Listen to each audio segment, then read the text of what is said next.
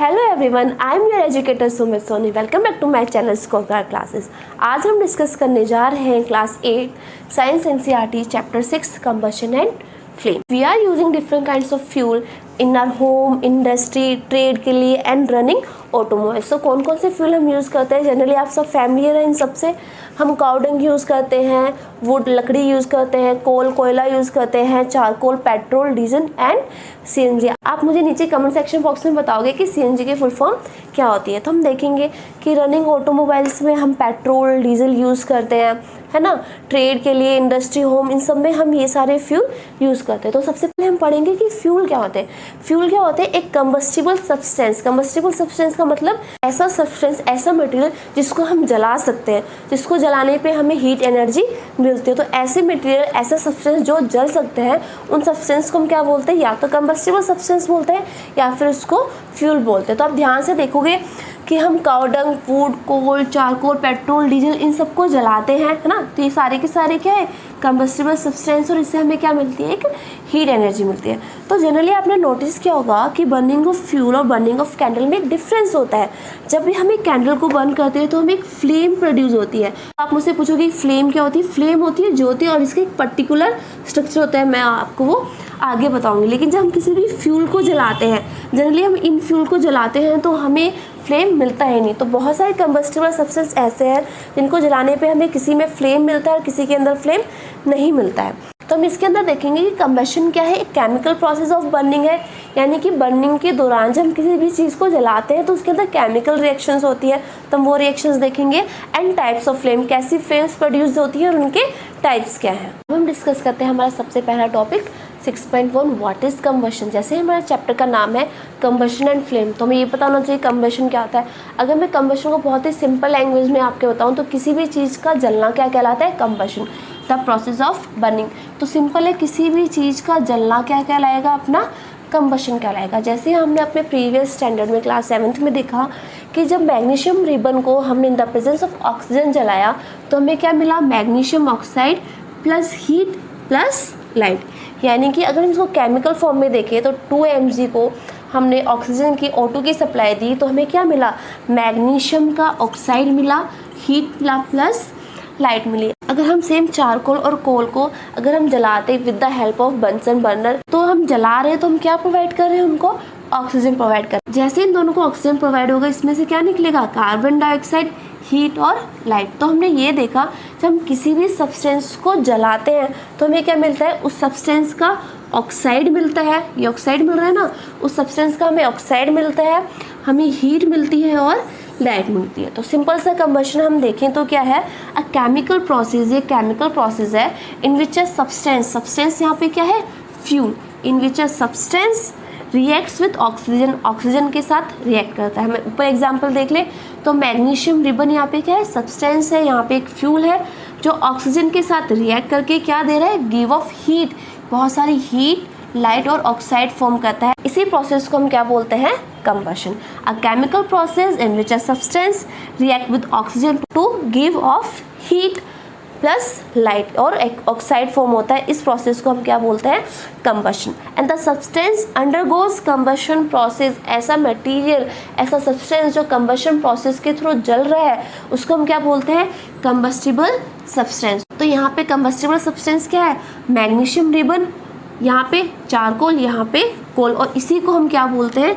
इसी को ही हम फ्यूल बोलते हैं। यानी उस सब्सटेंस को या तो आप फ्यूल बोल लो या फिर आप क्या बोल लो? Combustible substance. ये दोनों ही चीज़ सेम है। जैसे कि मैंने आपको बताया कि कंबस्टिबल सब्सटेंस और फ्यूल दोनों ही सेम चीज़ है। मैं यहाँ पे एग्जांपल लेती हूँ पेपर का। मैंने इस पेपर को जलाया। जब मैंने इस पेपर को जलाया तो मैंने इसको क्या करा? हीट प्रोवाइड की, यानी कि एक टेम्परेचर प्रोवाइड किया। टेम्परेचर जैसे ही प्रोवाइड किया तो हमने इसको किसकी सप्लाई दी? ऑक्सीजन की सप्लाई दी, है ना। जैसे ही टेम्परेचर प्रोवाइड किया, ऑक्सीजन की सप्लाई दी, इस पेपर ने जलना स्टार्ट कर दिया। यहाँ पर ये पेपर क्या है? एक कंबस्टिबल सब्सटेंस है, ऐसा सब्सटेंस जिसने जलना स्टार्ट कर दिया। और कंबस्टिबल सब्सटेंस को ही हम क्या बोलते हैं? फ्यूल बोलते हैं। किसी भी सब्सटेंस को जलाने के लिए हमें ऑक्सीजन चाहिए होता है और टेम्परेचर चाहिए होता है। यहाँ पे जो कंबस्टिबल सब्सटेंस है किसकी फॉर्म में हो सकता है? या तो ये एक लिक्विड की फॉर्म में हो सकता है, केरोसिन ऑयल हो सकता है, या फिर एक सॉलिड की फॉर्म में हो सकता है, कोल, चारकोल हो सकता है, या फिर ये गैशियस फॉर्म में भी हो सकता है। यहाँ पे ये हमारा LPG भी हो सकता है और CNG भी हो सकता है। फ्यूल, सॉलिड, लिक्विड और गैस तीनों में से कुछ भी हो सकता है। और हमें एक्टिविटी 6.1 लेते हैं। एक्टिविटी 6.1 में क्या करना है कि हमें straw, mastic, kerosene oil, paper, iron nail, stone pieces, glasses और जो आपके आसपास कुछ मटेरियल जो भी आपको दिखाई देते हैं उनको उठाना है और उनको जला के देखना है। तो इसमें से आप देखोगे कि जैसे स्ट्रो है, मैस्टिक है, केरोसिन ऑयल, पेपर है, ये सब क्या है, जल जाएंगे। जो मटेरियल जल जाएंगे उनको हम क्या बोलेंगे, कंबस्टिबल सब्सटेंस, क्योंकि ये मटेरियल जल रहे हैं। और जो मटेरियल जलेंगे नहीं, एग्जांपल आयरन नेल, ये जलेगा नहीं, स्टोन पीसेस जलेगा नहीं, ग्लास जलेगा नहीं लेकिन ब्रस्ट हो जाएगा, तो ये सारे क्या है, नॉन कंबस्टिबल सब्सटेंस। तो एक्टिविटी 6.1 हमें हेल्प कर रही है डिस्टिंग्विश करने के लिए कि ये मटेरियल कंबस्टिबल है या फिर नॉन कंबस्टिबल है। अब हम डिस्कस करते हैं एक्टिविटी 6.2 एंड एक्टिविटी 6.3। एक्टिविटी 6.2 में हमें क्या करना है कि हमें टेबल के ऊपर 2 ब्लॉक्स रखने हैं। ये ब्लैक वाले क्या है, 2 ब्लॉक्स है। ब्लॉक्स रखने के बाद हमें एक कैंडल ऑन करनी है, ये हमारी कैंडल है, और एक ग्लास चिमनी रखनी है। जब हम ये ग्लास चिमनी रखेंगे इसके ऊपर और कैंडल को ऑन करेंगे तो हम नोटिस करेंगे कि ये हमारी कैंडल है, ये जल रही है और ये ऑल द टाइम जलेगी। क्योंकि इसको नीचे से भी एयर मिल रही है और इसको ऊपर से भी एयर मिल रही है। जब नीचे और ऊपर दोनों तरफ से इसको एयर मिल रही है तो ये कैंडल जलती रहेगी। लेकिन बी के इसमें हमें क्या करना है, जो ब्लॉक्स हमने यहाँ रखे हुए थे, अब इस टेबल से हमें ब्लॉक्स रिमूव करना है। आप देख सकते हो इस वाले डायग्राम में ब्लॉक्स नहीं है। जैसे ही हमने डायग्राम में से ब्लॉक्स रिमूव करे तो यहाँ से जो इसकी जो एयर की सप्लाई मिल रही थी वो क्या हो गई, बंद हो गई।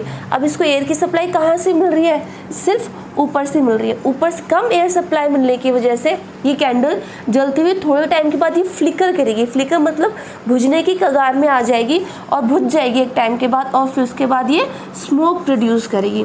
तो इस वाले केस में इसको जो एयर मिल रही थी वो सफिशिएंट नहीं मिल रही थी। कंबशन प्रोसेस के लिए जो एयर जितनी इसको चाहिए थी उतनी एयर इसको मिल नहीं रही है।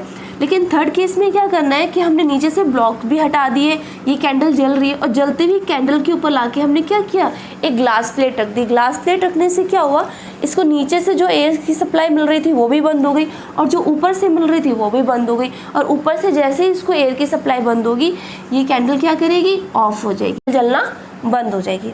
हम एक्टिविटी 6.3 देखते हैं। एक्टिविटी 6.3 में क्या करना है कि हमें एक तवा लेना है, पैन कुछ भी ले सकते हैं, और इसके अंदर हमें एक फ्यूल रखना है। ये फ्यूल हमारा क्या होगा, या तो कोल होगा या फिर चारकोल होगा। आप कोई भी फ्यूल यूज़ कर सकते हैं यहाँ पे, है ना।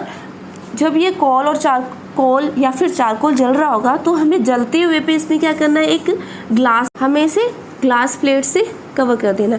जैसे हम ग्लास प्लेट से कवर करेंगे तो हम देखेंगे जो कोल या फिर जो चारकोल, जो भी हमारा फ्यूल हमने यहाँ पे लिया है, एक टाइम के बाद ये जलना बंद हो जाएगा। ठीक है। नॉर्मली आपने नोटिस किया होगा कि किसी पर्सन को फायर कैच कर लेती है तो हम जनरली क्या करते हैं, उसके अराउंड एक ब्लैंकेट रैप करते हैं ना। Blanket wrap around a person whose clothes catch fire. ठीक है। किसी पर्सन को आग ने अगर कैच कर लिया तो उसके चारों तरफ ब्लैंकेट कवर करते हैं। तो हम देखते हैं कि थोड़े टाइम के बाद ब्लैंकेट की वजह से आग जलना बंद हो जाती है। क्यों? क्योंकि ब्लैंकेट एक सराउंडिंग प्रोवाइड करती है, किसके बीच में, उस पर्सन के बीच में और एयर के बीच में। ये अपना पर्सन जल रहा है और ये अपनी एयर है, तो ये ब्लैंकेट क्या करता है, एक सराउंडिंग फॉर्म कर देती है, जिसकी वजह से एयर की सप्लाई क्या हो जाती है, बंद हो जाती है। जो पर्सन को जो फायर कैच किया होता है वो भी बंद हो जाती है। तो इन तीनों चीज़ों से, इन 2 एक्टिविटी और इस एग्जाम्पल से हमें पता चलता है कि air is very compulsory for combustion process. हमने जब यहाँ पे एयर की सप्लाई बंद की तो आग जलना बुझ गई, यहाँ पे हमने एयर की सप्लाई बंद की तो यहाँ पे भी आग जलना बुझ गई। जलते हुए पर्सन के चारों तरफ हमने ब्लैंकेट रखा तो भी क्या, आग बुझ गई। तो इन तीनों कंडीशन से हमें पता चल रहा है कि air is very necessary for combustion process. और हाँ, अगर आपको मेरा वीडियोस अच्छा लगे तो please like it, subscribe it and share it with your friends, which means lots.